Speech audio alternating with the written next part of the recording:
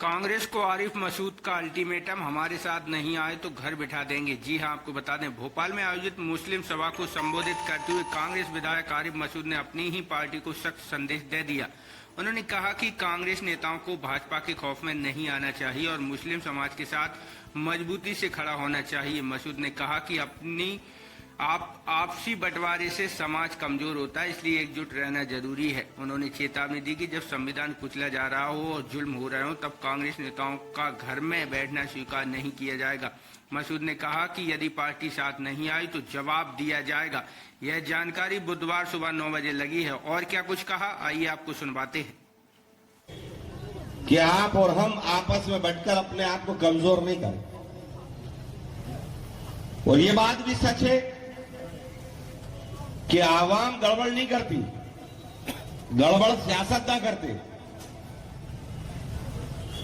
और जो सियासतदान डगमगाते हैं, मैं अपनी पार्टी के लोगों से भी कहता हूं, मैं कांग्रेस के लोगों से भी कहना चाहता हूं कि आप भारतीय जनता पार्टी के खौफ में ना आए। कांग्रेस के नेताओं को भी मजबूती के साथ हमारे साथ हर मरहले में खड़े होना चाहिए।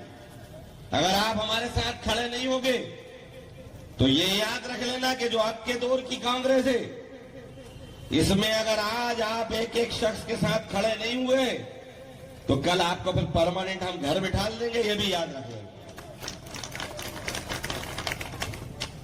ये नहीं होगा कि जब लोगों के ऊपर दमन हो, जब लोगों के ऊपर जुल्म हो, जब संविधान को कुचला जाए, हमारे हुकूक मारे जाएं और आप अपनी मसरूफियत का बहाना करके घर बैठे रहो और वोट के टाइम निकल कर आ जाओ, तो इस मुगालते और गलतफहमी में आप मत रहना। भारतीय जनता पार्टी वालों की ताकत है कि हमसे लड़ लेंगे? न इनकी कल ताकत थी, ना आज ताकत है, न कल इनकी हैसियत थी, ना आज हैसियत है। ये कि भारतीय जनता पार्टी किसी की सगी नहीं है। इस भारतीय जनता पार्टी को किसी से मोहब्बत नहीं है। इस भारतीय जनता पार्टी को तो सिर्फ और सिर्फ मोहब्बत है तो सत्ता से। अगर उन्हें सत्ता से मोहब्बत नहीं होती तो पुलवामा होता क्या?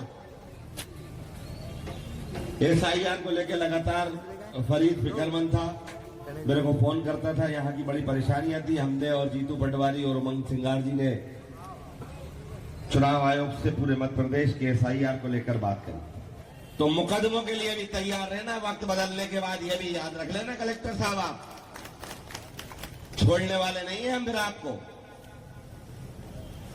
हम लोग चाहते हैं कि चुनाव आयोग निष्पक्ष काम करे। हम चाहते हैं कि जिला कलेक्टर जिसके हाथ में निर्वाचन की प्रक्रिया है वो भारतीय जनता पार्टी का झुंझुना नहीं बने। वो लोकतंत्र और संविधान के दायरे में काम करे।